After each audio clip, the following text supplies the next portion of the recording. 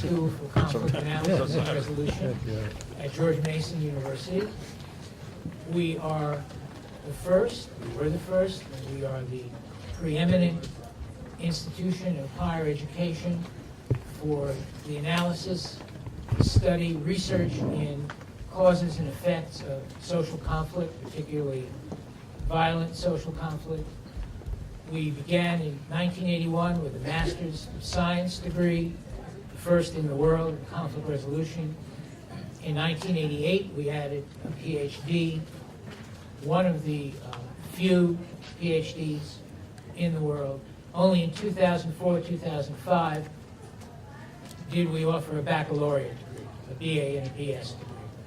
The BA and the BS degree sit on the Fairfax campus. We have over 225 majors, which is some indication of the hunger to learn about this field among young people. The purpose of the master's degree is to train and educate reflective practitioners who have gone on to work on conflict issues, conflict-related issues at all levels, from family dynamics to nation-state. They work in NGOs, they work in the Department of State, Department of Defense, they work for Catholic charities, they work for Search for Common Ground. We don't just train folks for government, we take folks who are interested in understanding conflict, and we let them, according to their own interests, talents, and capacities, find the places where they are most needed. Our PhDs have gone on, those who have wanted academic careers, to staff and to start programs in conflict studies around the world. First conflict studies program in Turkey, in Ghana, were started by our PhDs. Others have gone on to resume careers in our government or in NGOs, or to begin new ones. It's particularly happy for me to welcome a distinguished panel to talk about one of the pressing issues today, and that is the issue of Ukraine. We're faced with very simple answers to very complex problems. Those answers sometimes involve a violent response, an aggressive response to violence and to aggression. And one of the things that we've learned is that the simple answer, what may seem the common sense response, is almost always the wrong response. If you look at how peace processes, how conflict resolution processes have really unfolded in the real world when they do, one of the things that we know is that they take a long time. They have to be built from the bottom up, and they have to be built first with an appreciation that both sides, or all sides, and there are always more than two sides, that all sides have their own understanding, their own history, their own narratives, their own interests, to use the older notion, but particularly in a conflict like this, and in most deep-rooted, intractable conflicts, their own concerns with identity and with meaning. And when one begins to try to assess, to understand, to analyze conflicts in terms of narratives and history and identity and meanings, the simple, the common sense responses invariably seem way too simple, and like most common sense, all too common, but not always sensible. I want to welcome you tonight on behalf of the school. There are people to thank, but I will, I think my colleague, the chairman of the advisory board that is co-sponsoring this with the SCAR Student Association, will be speaking next, and I think you have the whole list. So I want to introduce Bob Neill. Bob, where are you?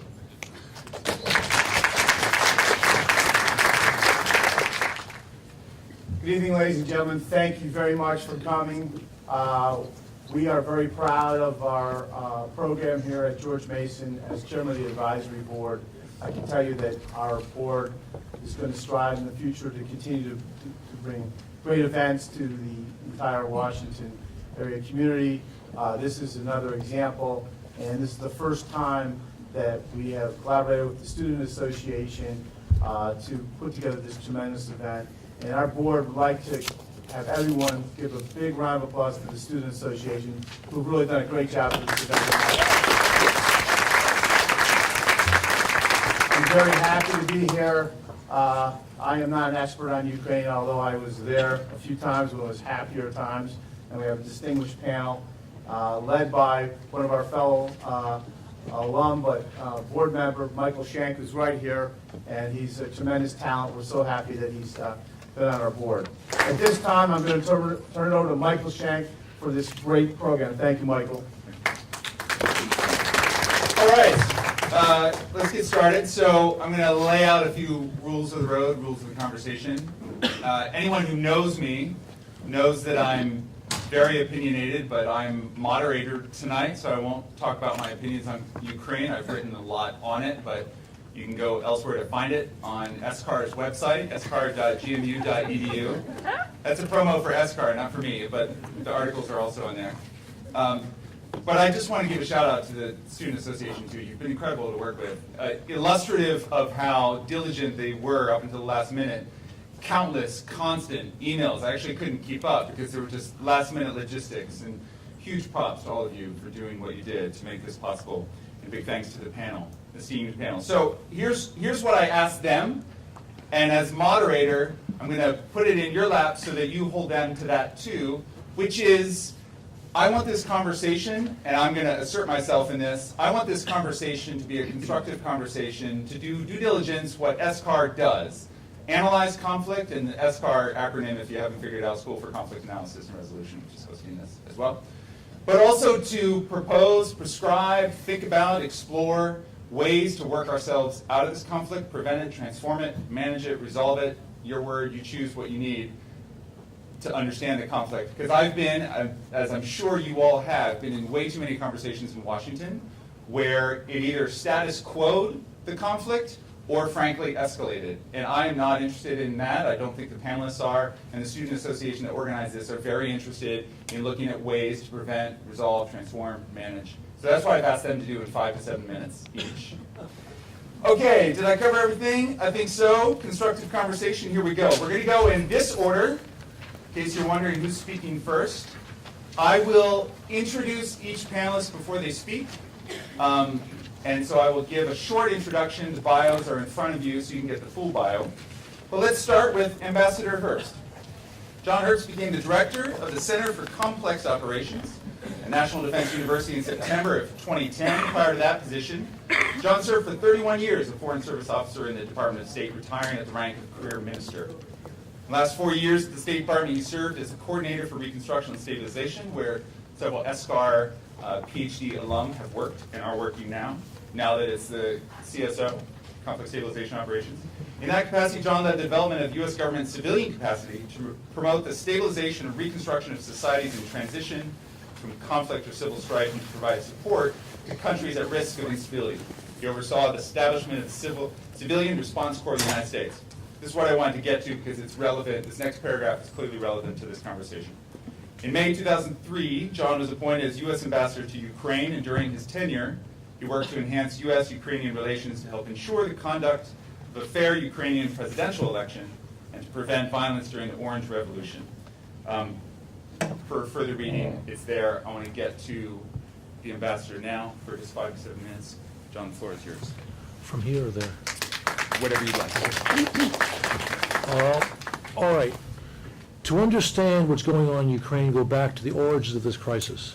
The origins are internal, domestic to Ukraine. Can you pull up closer?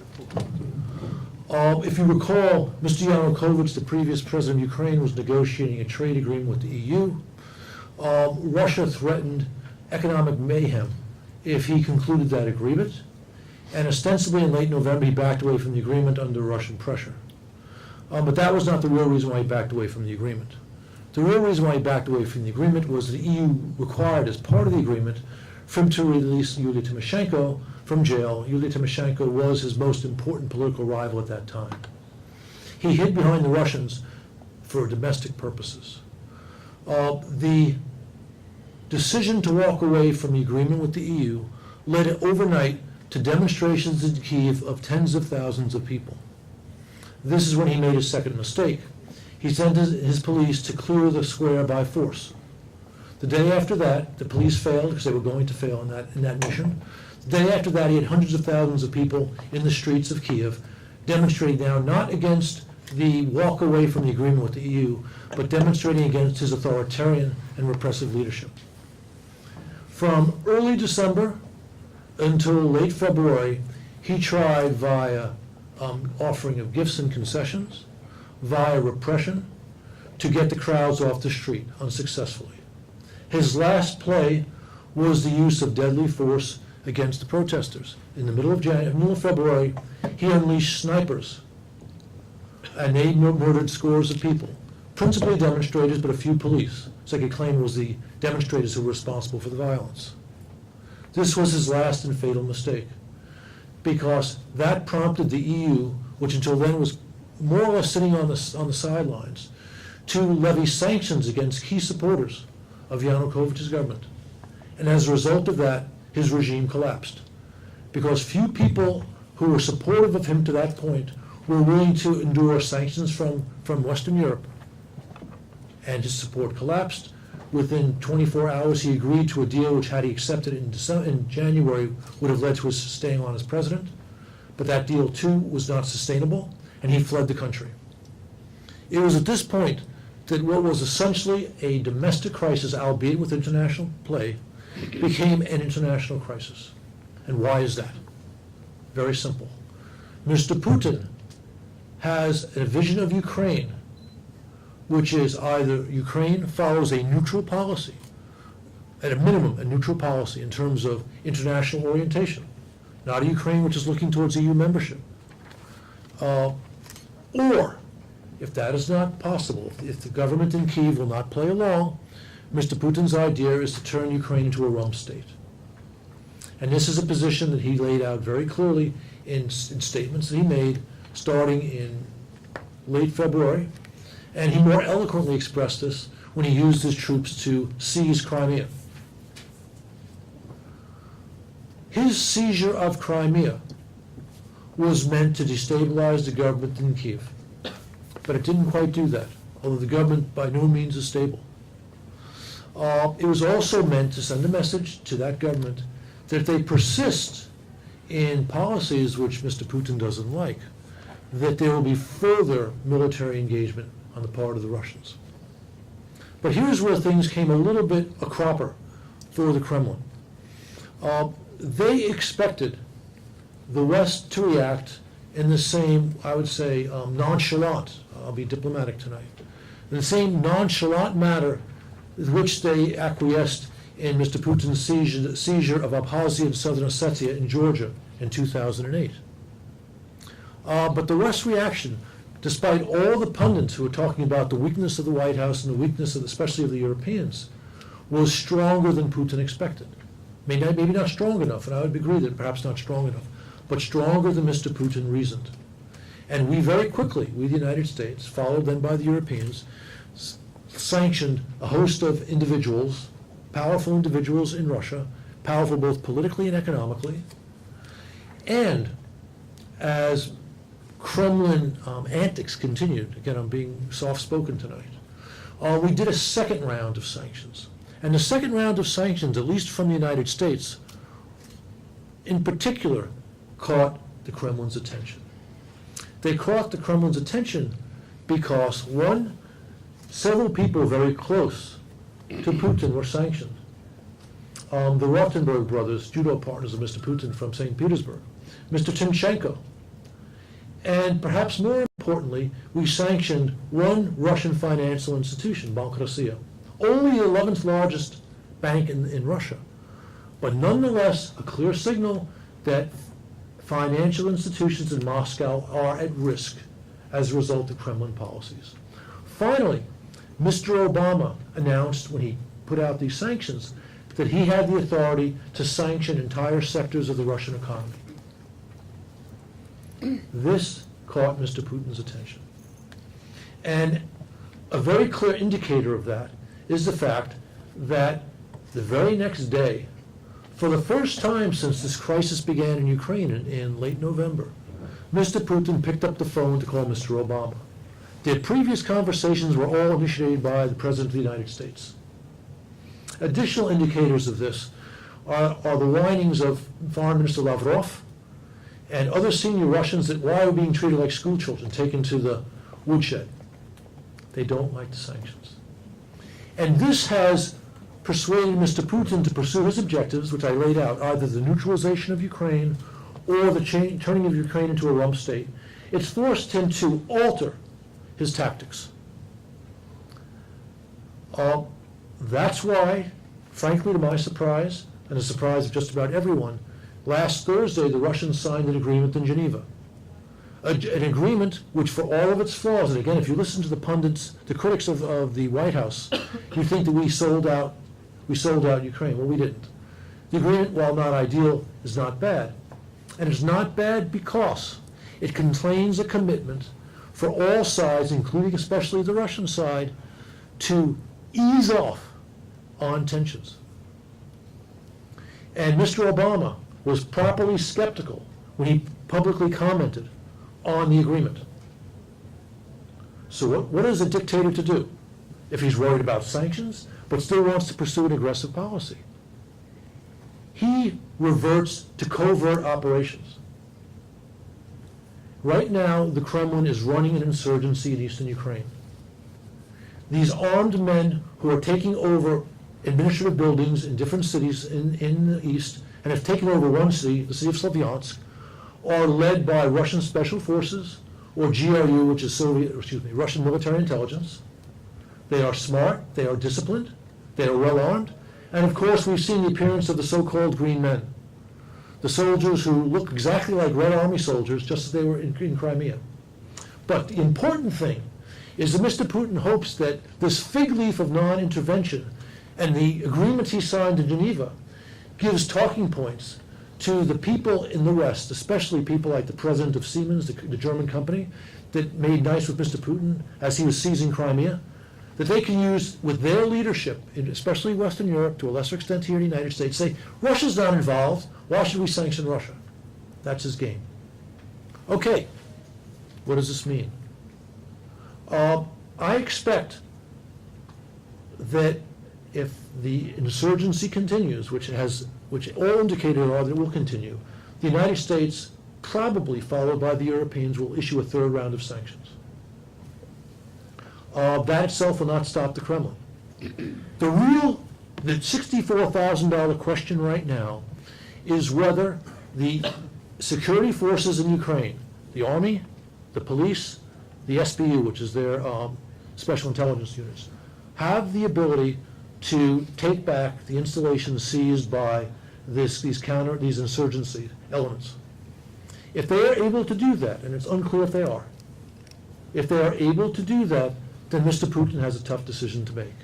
Because remember, his goal is to neutralize Ukraine, if not to seize parts of Ukraine without getting major economic sanctions from the West. If he sends in the Red Army, they're going to be big sanctions. Even the Europeans will have no choice. Then we'll find out what price he's willing to pay to achieve his objectives in Ukraine. He may decide to back down. He may decide what the hell he'll throw the dice. That's what we're looking at. Thank you. Thank you, Ambassador. When we get to Q&A, I'll be keen to ask you two questions. One related to continuing the talks between Putin and Obama, how to do it. And secondly, what's the power or levers of power that Siemens and German companies and other EU companies can have with similar businesses or their counterparts in Russia? Dr. Karina Korostelina is Associate Professor of Conflict Analysis and Resolution and the Director of the Program on History, Memory, and Conflict at the School for Conflict Analysis and Resolution. She's taught at National University in Ukraine and since 2003 at GMU, where she also serves as the Director of the online MS program. She's also a chair of the Peace, Culture, and Communication Commission of the International Peace Research Association. Professor Korostelina's work focuses on social identity and identity-based conflict between Muslim and non-Muslim populations, role of history in conflict and post-conflict societies, conflict resolution, and peace building. And books that she's written related to Ukraine are also in the bio. I just want to flag that for you as well. Dr. Korostelina.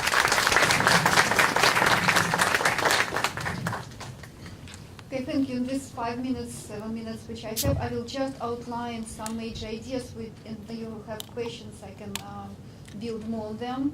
So I will first speak about some issues of international context connected with the conflict, then I will speak about complexities within Ukraine, and then I will touch a little bit about situation in Crimea and in eastern Ukraine. I will go from highest to lowest level. First of all, about international context. One of the major issues which influence conflict right now is enlargement of NATO, which perceived by Putin as a threat to his control over particular territories, and there are a lot of discussions in Russian media and Russian government that enlargement of NATO really lead to a lot of resistance. Second very important issue is connected with conflict between the European Union and Customs Union, which actually divided Ukraine in two parts. The discussions about connection with the European Union were not so simple. It was not all Ukraine supporting it. It was around 50% in Ukraine who supported either support of European Union or Customs Union with Russia. Also, very important issue is unresolved conflict between principle of self-determination and principle of national sovereignty, which is arrived from Kosovo, South Sudan, Nagorno-Karabakh, where it's not clear in which particular situation you can apply either or one principle. Olympic Games, which were held by the whole entire international community in Sochi, few kilometers from occupied territory of Abkhazia, gave a lot of carte blanche to Putin to do whatever he will be interested to do next time. Blind support of opposition, which we see in many situations from US government and European Union, where just because it's opposition is perceived as a right, and there are no deep analysis who represent opposition. Also very important idea is dualistic approach, creation of Cold War II, which is probably we have to attest that we are entering this particular, maybe already there. And Geneva Agreement, which, yes, it was important, but at the same time, if you read carefully Geneva Agreement, it does not say anything about Crimea. It means everyone is accepted that Crimea is Russian already. And support, also when you see now a lot of growing support for what Putin is doing, if you see there are a lot of letters, for example, of German intelligentsia and other groups which tell them, yes, Putin is doing right things. So this is the international context. Now, if we speak about situation in Ukraine, it's really interesting that a lot of mass media represent Ukraine using the election map.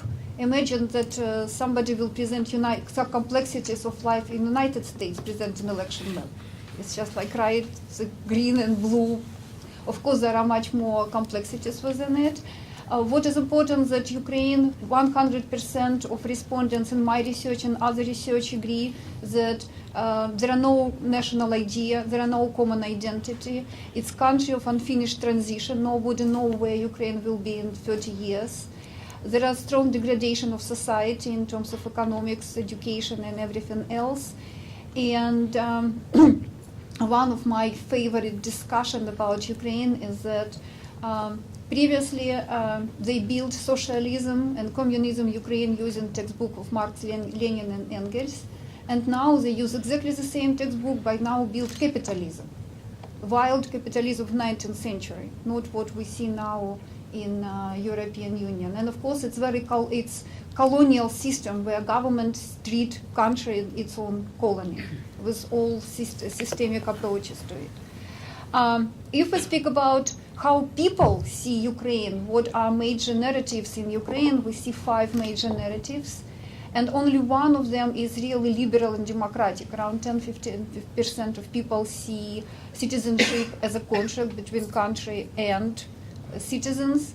All other people have very primordial perception of ethnic identity and national identity. For example, such narratives of Ukraine for ethnic Ukrainians only, or acceptance of Ukraine as only Ukrainian, or Russian space and dual identity. So we have a lot of buildings of national identity based on prevalence or dominance of particular ethnic identity within the country. No liberal perception. If even we speak about ideas that Ukraine now fought in Maidan for liberal idea being with European, what we see now, it's very far for women to be European and liberal in this situation. Who were in Maidan, we saw as an opposition, we saw different groups, including liberals who really were there to fight for European Union, but we also saw groups which were extreme right groups, people who were Ukrainian for ethnic Ukrainians only, and there were also a group of people who were supporting ideas that everyone is already happily assimilated in Ukraine and there are no problems, everyone accepted that Ukraine should be for Ukrainians only. When we see now government after the Maidan, we really see a lot of shift. Liberals are not included in government mostly. What we see is right-wing groups. We see representation of fight for Ukrainian identity, only Ukrainian for Ukrainians. And unfortunately, a lot of other groups are not included. So the idea of shared government, idea for what people were fighting in Maidan is not represented. There is very one-sided representation what doesn't mean to be Ukraine. And if you remember, for 3 times, the request of Eastern Ukraine to have a regional language was denied. Only now, only on 18th, this request was granted, but you know it's too little too late in this situation. What we see about Crimea, why Crimea was important for Putin and why it was, yes, I completely agree with Ambassador that it was his message to Kiev to show their legitimacy, but at the same time, together with already existing Russian fleet, together with existing military forces in Crimea, there is legacy of Crimea being Russian, a transfer in 1954 from Ukraine to from Russia to Ukraine. But the most important, that Crimea really holds 3 major pillars of Russian national identity, which Putin is used now. It's Russian Orthodoxy, because it was beginning of Russian Orthodoxy in Crimea. It's building of Russian Empire, where Crimea was the representation symbol of winning from Ottoman Empire. And third one is symbol of victory in World War II, Sevastopol. So 3 major pillars of Russian identity were represented as Crimea, which actually gave Putin now 82% of support. Imagine, 82% of support among population, that everyone is happy that Crimea is taken by Ukraine, by Crimea, by Russia, and it served a lot as an example for separatists, of course, in eastern Ukraine. Now, last things about eastern Ukraine. First of all, we have to understand that the economic situation in Ukraine is almost stagnation. All economic organization, World Economic Organization, downgraded Ukraine mostly to the last positions in in the world. And we understand that in eastern Ukraine there are a lot of Russian-speaking population. Again, it's not Russian ethnic, but Russian-speaking population who loyal to Ukraine. Only in Donbass and in Lugansk, for the last poll conducted a few days ago, show around 50% of support for Russia. But in all other places, you can see even low, like 20 and so many percent of they're loyal to Ukraine, but they want cultural rights. And there are a lot of threat narratives going around, of course, developed by Russian TV, but also by particular groups presenting the Kiev government as ultra-right groups, as Benderovцы, and they all actually, this increased threat from Kiev is supported by right-wing groups who are coming there. It was like, orangists in the Northern Ireland. It's the same. People were coming from Kiev, Maidan, and they were telling that Ukraine, you will speak Ukrainian, here we will bring it. They did it. Unfortunately, there was such provocation from this side. We also have to understand that together with Russian influence, as Ambassador told here, I will not stop because I completely agree with it, but also there is a very strong force which is not acknowledged, is Akhmetov, who is the most powerful and most richest person in Ukraine, who even before these events, even 5-10 years ago, already has his trained army of very well prepared people. And what Akhmetov is, he all time were competing with Yanukovych, even he supported Yanukovych, competing for control over Donbass, Donetsk, Lugansk Oblast. He really wanted to create his Khanat there. And now for him it's very important to support everyone who like serve now in militia of military forces, mostly belong to Akhmetov, paid by him. So it's very important for him to also support, together with Russia. I think there are different forces working at the same time to support destabilization in eastern Ukraine. So he will really address federalization, and he will have control over this part of Ukraine. And of course, demonization of Russian identity. You can see it everywhere. A lot of people in Ukraine who have Russian identity, but who are not totalitarian, who are not communists, who are not supporting Ukraine, they just want to be culturally connected. They feel threatened because all Russians now perceive as evil and people who want to destroy Ukraine. And the just last moment, I know that it will be more questions, what I could recommend, it's creation of shared society and government. This is the most important. It should be the requirement. Any money which will go to Ukraine should have additional requirement to create shared government and shared society. It should be increase of legitimacy of new government. Cultural rights of the population should be assessed, because it's, if you want to be in Europe, you have to accept cultural rights. Some kinds of federation, again, it should be very clearly set. Is it cultural, or what, if we'll speak about political, economic, what will be the arrangement there? And of course, agonistic dialogue between, this is a new type of dialogue between different sides, which should be encouraged right now. Great, thank you, Dr. Torres. You've answered some of my questions already with your recommendations, and hopefully I can bring that back up during the Q&A, because I'll be interested in digging into those further. And Ambassador, I saw your face in response to some of those recommendations, so I'll be keen to hear some of your responses too. And Karina, I'll be curious, the front page of The Economist this week was the Russian bear, title of which was Insatiable, and I'd be curious your perspective on the clearly Western view that the bear is insatiable at this point. Colonel Larry Wilkerson is retired from the U.S. Army, distinguished visiting professor of government and foreign policy at the College of William and Mary.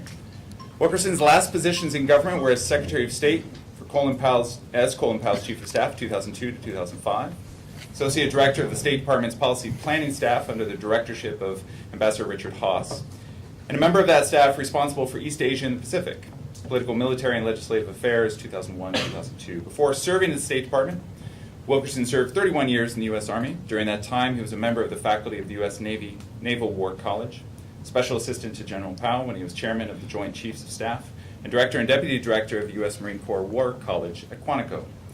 And the rest is in your handout. Colonel, the floor is yours. Thanks.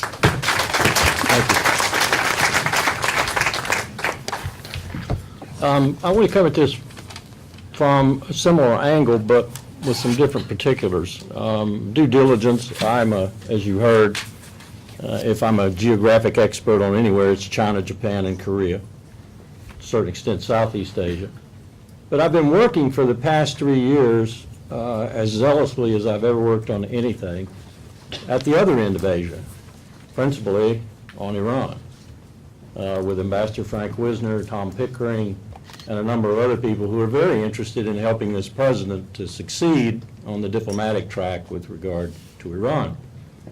And as such, I've discovered things like John Tierman and Malcolm Byrne and the Iran Oral History Project at MIT, where, for example, the session that I participated in, which lasted for 3 days, included Nick Burns from our State Department, Megan O'Sullivan, who was, as you may recall, if you know anything about the Iraq conflict, the second one, an NSC staff member for George W. Bush, but spent an inordinate amount of time in Baghdad, and Iranians of an equivalent rank and knowledge as we work together trying to, what John Tierman calls, develop empathy for one another. In other words, put yourself in the other person's shoes and think from that perspective as you try to achieve some ground whereby or on which you can resolve the conflict. No matter how long it takes, and it was pointed out it usually takes longer rather than shorter time, you must develop some sort of empathy. One of the things we did with the Iranians was just start from square one with regard to their knowledge of their history, which incidentally, I agree with Gore Vidal that this should be called the United States of Amnesia, not anything else, because we don't know history.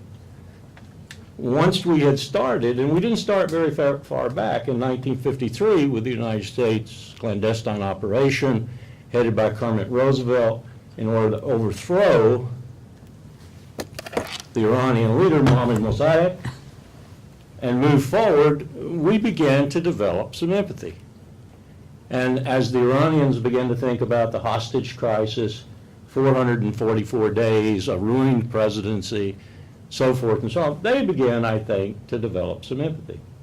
Well, how would you do that with regard to this conflict? I think the first thing you have to remember is the first president I served, George H.W. Bush, instructed his Secretary of State to tell Mikhail Gorbachev not one further inch east. NATO would not go one further inch east. Well, Bill Clinton came along and just didn't go another inch. To Putin, it must have looked as if, to all Russians, it must have looked as if we were going to Tbilisi. And certainly, we were going to come back to Ukraine, and did. So the first thing I would say is to develop empathy, regardless of what you think of Putin, what you think of Moscow, where I think 60 to 70% of Russians agree with what Putin has done to this point. Part of the reason he's done it, because his standing was sinking a bit and he needed something to shore it up. The first thing you have to do is begin to understand that perspective, I think. And I was taken by what was said by the ambassador on my right here about Putin being able to, because what you want to look for is a win-win situation. That's what we're doing in Iran right now.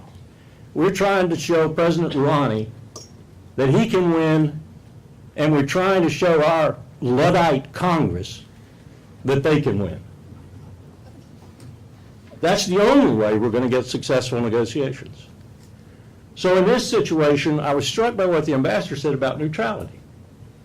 Well, if Putin's one condition, or one of his conditions that he would be comfortable with is neutrality, and NATO and the West could live with neutrality, why not try to achieve neutrality?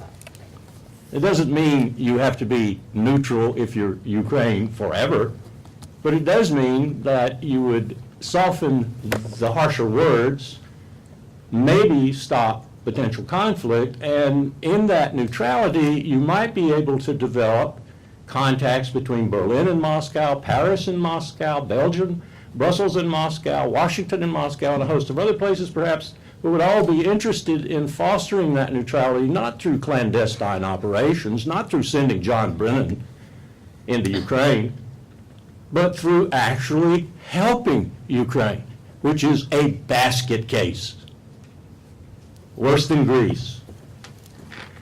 And another thing I will say is that yesterday I was speaking at the invitation of the State Department to 32 people, 24 of whom came from Europe. Latvians, Estonians, Lithuanians, Poles, Czechs, Slovakians, Romanians, Bulgarians. A Brit was thrown in. And for some reason, we actually had a woman from Trinidad and Tobago who was sort of interested in what was going on in Ukraine. One of the things that they said to me, that is those of them who were Ministry of Defense and or uniformed military, and who had spent some time in Ukraine, was that the Ukrainian military couldn't stand up to a fly. Because the leadership in Ukraine has not been interested in anything about good governance or taking care of its military. It's been interested in amassing power and money, and so the military has fallen apart. So to answer the ambassador's question, I don't think the military is going to do much against Russian either Spetsnaz or regular troops. So I come back to my proposition that there is a potential here for a win-win, and that is that the EU and the United States and the people on this side would recognize that a neutral Ukraine might be the best thing to tamp down hostilities, to begin to speak more logically and rationally, all parties, and try to move towards that.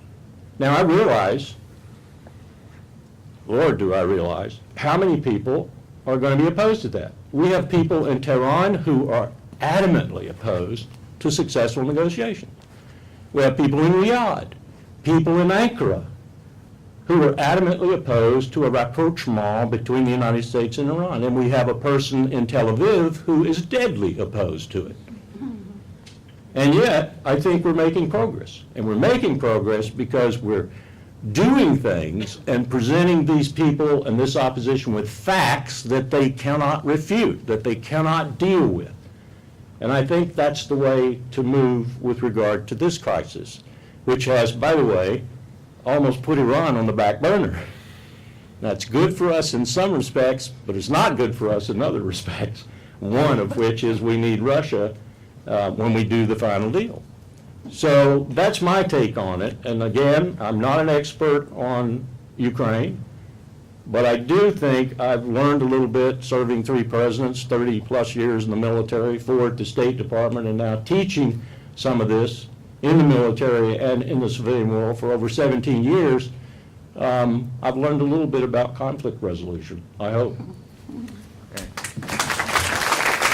Thank you, Colonel. Refreshing to hear a colonel talk about empathy. Thank you for that. And when we get into Q&A, I'll be keen to get your thoughts on de-escalating the military ramp up. I appreciate your focus on the history around NATO because it's really relevant here. So we'll drill down on that. Dr. Radial Ismaili is a Crimea analyst for the Eurasia Daily Monitor at the Jamestown Foundation. She's also a visiting scholar and adjunct professor at SCAR. Since 2002, Dr. Ismaili has been working in Crimea on various research grants from Fulbright, IREX, and 2 consecutive STGs from IREX. The Social Science Research Council, the Woodrow Wilson International Center for Scholars Kennan Institute, the Regional Policy Symposium on Regional Security in Eastern Europe, and Eurasia Junior Scholarship, as well as 2 consecutive fellowships from George Mason University's Partnership for Conflict Resolution Development in Ukraine, program supported by the U.S. Department of State. The rest are for bio. You know, it's really interesting. I do a lot of presentations, but conflict bios or policy bios are really dense. There's a lot to talk about. Anyway, and a lot of acronyms too.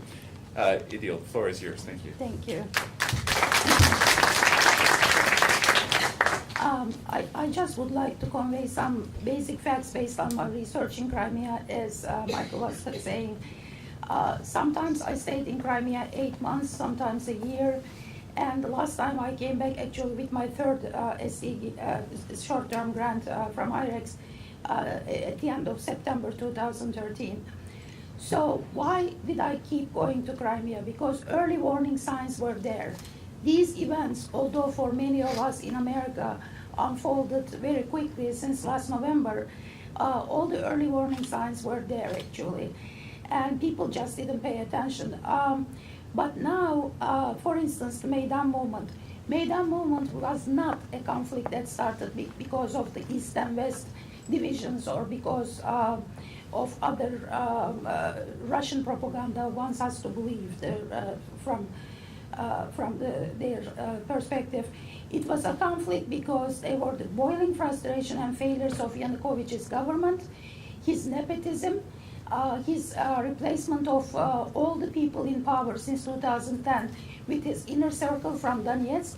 For instance, in Crimea, 298 positions, governmental positions, from the Directorate of Cemeteries to sewage to SBU, which is their secret service, were replaced by, including the head of the Crimean Council of Ministers at the time. So they were by Yanukovych, and also his amazing richness, his amazing corruption. These were the reasons. These were so it was just the last drop for the young people and NGO members to join to this movement that has not, well, little bit about the European Union and customs union issue, but not really all about that. Then, you know, we all know the Maidan issue, and then here Yanukovych came up with on January 16 with draconian laws, legislation that everybody who is wearing a helmet or using a cell phone needs to be jailed, whatever. So after this, the parents especially who wanted to protect their children came out, and then we hear about the heavenly hundreds which were killed by the snipers, and then Yanukovych had to escape. So then we see the Crimean thing is happening. On February 27th, around early in the morning, 50 to 100 gunmen come to Crimea, come to the Crimean building, or parliament building, a council of ministers, hoisted the Russian flag, and made possible that inside the parliamentarians were able to conduct their meeting. The interesting thing is, Anatoly Mogilyov, who is the head of the council of ministers, he came out and he's like, "What's going on, guys? Whatever." They're like, "Who are you? What's your name?" So they would take his name. Can I get your phone number? And he gave them your phone number, so go inside and wait. So this is very strange, because I can close my eyes and see Mogilyov like in front of my face. If you're living in Crimea, and if you're not from external somewhere, you know who this is. Similarly, in Kharkiv, just a week ago, we saw that these thugs who wanted to size the government building, they just went to the Kharkiv National Opera Theater and they sized that building because they were thinking, oh, this must be, you know, it's in the center, this must be the mayor's office. So these are actually literally the indicators, and I'm not talking about the SBU, just recently informed us that at least there were 100 Russian GRU operators in Crimea and elsewhere, but these are some indicators that these people were from outside. But I don't mean that everybody was from outside, because the internal forces, who is this guy, Sergei Aksyonov, who claims that he's the head of the Crimean government, Republic. He actually, in the last parliamentary elections, won only 4% of the vote, so he's like not really cared by anybody, but he is very well connected with the Salem organized crime group. This is known, I mean, you can Google it and his name pops up there. This is a group that it mainly goes into the government structures and then, you know, do whatever needs to be done through the government structures. He is also the head of the Russian Unity, which is an anti-American, anti-Crimean Tatar, anti-everything group that have been training young people in certain camps in Crimea. And these people work with the Kazakh Association, and these are not the Kazakhs that you might think of, but these are the artificial Kazakhs that were created from the Afghan war veterans and also Chechen war veterans. And they've been training these guys against this faceless enemy, whether it's a radicalized Muslim Tatar or Ukrainian or whatever. They were having target practices and amazing amount of like special forces treatment, whatever. Of course, President Putin categorically denied the involvement of the Russian military in the Ukrainian crisis and also in the crisis of Crimea. But on April 17, he even said, yes, these were some of our people, and Crimea was annexed, so to speak, by these forces, internal forces who were trained by these pro-Russian groups and the external forces. But the point is, it is no way in any how 90 or 80% of the Crimeans wanted to join with Russia. There is no way. Because I attended to these pro-Russian groups, literally, because my mom is Russian, and I could get away with that, you know, and I love some Russian music, so I got hooked up with some people through the music and things like that. And I was involved. I even went to their meetings. I was there when, in 2006, when they were protesting against the Advantage, the American ship. They came to Feodosia for Partnership for Peace exercises. And what I saw is like 300 people, maybe 300, 400 people. Yes, they are supporters. They wanted to join with Russia, but not that much. And according to some research that I keep forgetting, IRI or something like that, but it's a very well-known group, 34% actually voted for reunification with Russia. So this annexation was something that has been in making, so to speak, for many, many years, but it was latent, it wasn't manifested. So now, what's happening in Slavyansk, for instance, yesterday my friend Salman Ostrosky, who used to work for Al Jazeera and now he's the vice news guy, and I know him since he was 10 years old, he is kidnapped. He's an American journalist and with Israeli double citizenship. And now the self-made mayor of Slavyansk is telling the State Department that he actually changed his mind. Now he's with pro-Russians. He's working with them, but they don't, tell us anything about his whereabouts. This is again very similar to the story when armed men seized the police station in eastern Ukrainian city Slavyansk, and Mayor Neill declared she was on their side at the time. And then she changed her story a few days later. Then she disappeared, the victim of an apparent abduction by the man who now lay claim to her position. So now the guy who is in charge, who is the kidnapping guy. There are the photographs also. There are photographs that are proving to us that people who were in Georgia in 2008, were in Ukraine in Kramatorsk in 2014, in Crimea also in 2014. Same guy, same gilded guy. These are the photographs that again showing us clearly that Russian forces were in Crimea as well as in Ukraine. So how can we resolve this conflict when it is so complicated? Because there are so many parties, and we don't even know what the parties is, because the parties are, because these people wear masks and they wear these green uniforms. That's why they are called the little green men. And nobody knows who they are, the internal forces. And there are also Russian forces. There is also Putin and the Geneva Accords. Yes, it's a great, they were talking about some things, maybe positive things for the Geneva Accords, but during that time, Putin was having his 4-hour conversation with the Russian people. That's what he does. And he was emphasizing how Ukraine and Russia are united. That's like the one nation, one people, whatever. And that's not true, because it's a territorial integrity. And memorandum, Budapest memorandum was not talked about in 1994. Ambassador Miller was actually was one of the persons who took part in this 1994 memorandum with Yeltsin and Kravchuk and Bill Clinton. And according to him, these guarantees were given to Ukraine. If you get rid of your nuclear weapons, then we will protect your territorial integrity. So now I'm wondering, how are we gonna convince Iran, for instance, about the nuclear weapons? Because they see that it didn't work out. These papers, I don't know, people sign them, but then they don't implement them. So how can we, take them seriously?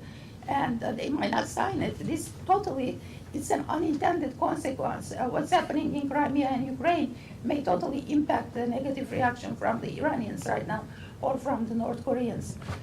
So before I finish my talk, I would like to say, what is the conflict resolution here?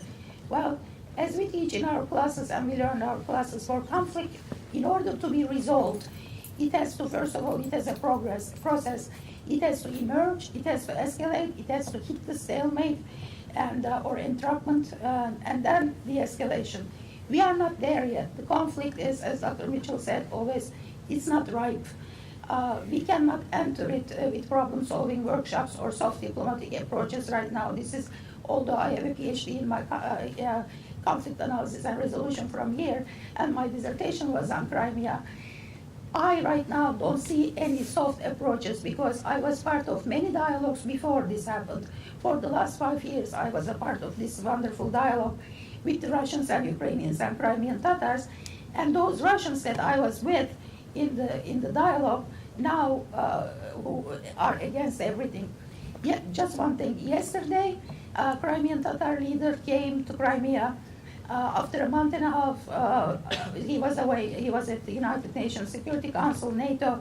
He was talking about the grievances of the Crimean Tatar nation vis-a-vis the Russian occupation. So yesterday, he goes back to Crimea for the first time, and they keep him in the border. They say, well, But he's not the persona non grata because there are 321 people on that list and his name is not there. So, but they still didn't let him in. But then they said, okay, you can go in. He came in. It was great. And then when he was leaving today, they told him, no, you are a persona non grata and you cannot enter Crimea until 2019. Is this the inclusivity that these new governments are offering? So when we say, yes, the Kiev government needs to be inclusive, I agree with that, but this is also a propaganda of Russian Federation in order to wants us to see Ukrainian government in Kiev right now is weak, and they want to delegitimize it, and these are the end results, and we shouldn't be taken by these type of statements. So now Mustafa Cemilev, who is 71 years old, who spent 15 years in jail in order to go back to his homeland, to his country, who has just received a Nansen Peace Award in Norwich like a couple of years ago, and then just recently a medal from Turkey for his heroic behavior. He is not allowed to enter his own homeland because Crimean Tatars don't have any other homeland. And we shouldn't be forgetting about Crimean Tatars. They are not some unintended consequences of the Crimean crisis. There are 300,000 people who are now are being forced to have Russian citizenship. The moment they have the Russian citizenship, their sons are going to go to the Russian army and fight against the Chechens or whatever, the radical groups in the former Soviet space. So these are the situations, and how can we get a conflict resolution situation right now? Only through the diplomatic means, and I hope that they all work. And then once we come to the right point, then we can start talking about conflict resolution when we have a partner, which is Russia. Thank you. Radial, thank you so much.